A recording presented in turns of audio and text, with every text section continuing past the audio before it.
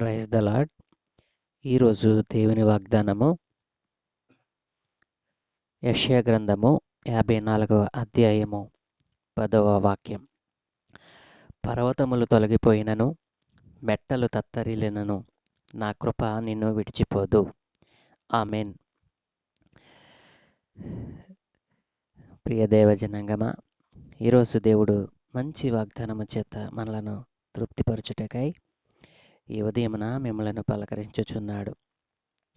పర్వతములు తొలగిపోయినను, మెట్టలు తత్తరిల్లినను, నా కృప నిన్ను విడిచిపోదు.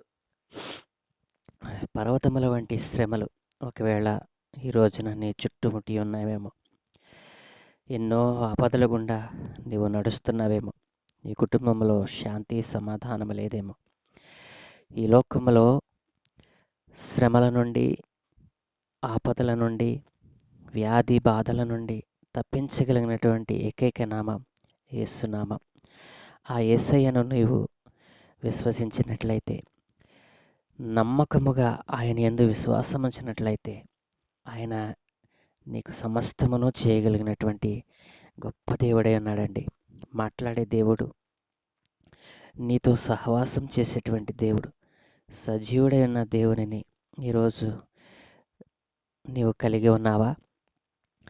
పర్వతముల వంటి శ్రమలు నిన్ను చుట్టుకొని ఉన్నావా?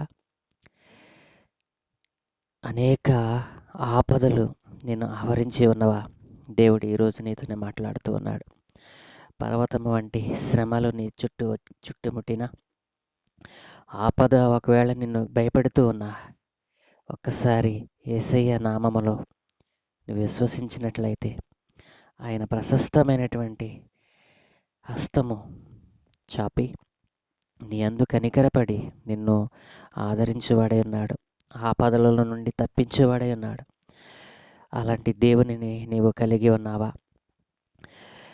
ఎందుకంటే దేవుడు అంటున్నాడు కదా, రోమా 11:29 అంటున్నాడు, దేవుడు తన కృపావరముల విషయంలో ఆయన పశ్చాత్తాపపడడు అని. దేవుడు మనకు కృపావరములను ఇచ్చుటలో ఎంత మాత్రమో పశ్చాత్తాపపడడండి. ఎంత గొప్ప మాట అండి.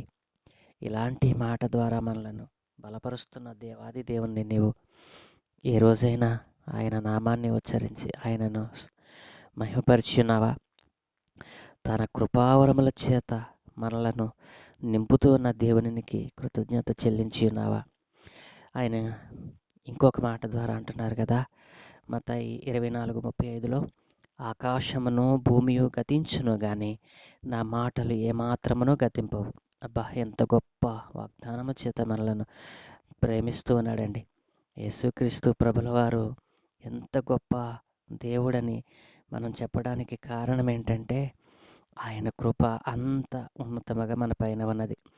పర్వతముల వంటి శ్రమలొచ్చినా, బాధలొచ్చినా, ఎన్ని ఇబ్బందులను మనల్ని చుట్టుముట్టినా ఆయన అంటున్నాడు కదా, నా కృప నిన్ను విడిచిపోదని.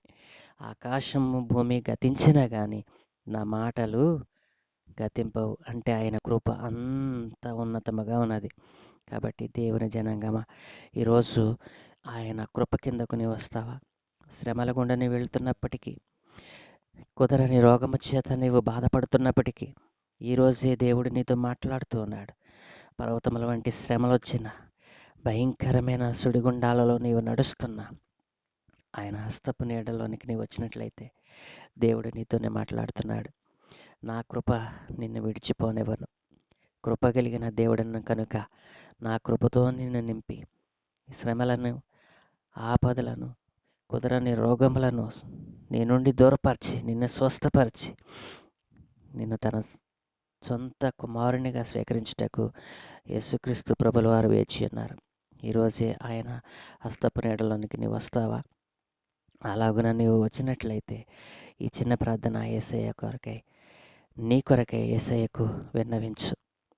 ఈ చిన్న ప్రార్థన చేయట ద్వారా దేవుడు తన కృపను నీకు ఇవ్వబోతూ ఉన్నాడు. ప్రార్థన చేద్దామా? ప్రేమగల మా ప్రియ పరలోకపు తండ్రి, మీ ఘనమైన శ్రేష్టమైన నామానికి స్తోత్రాలు.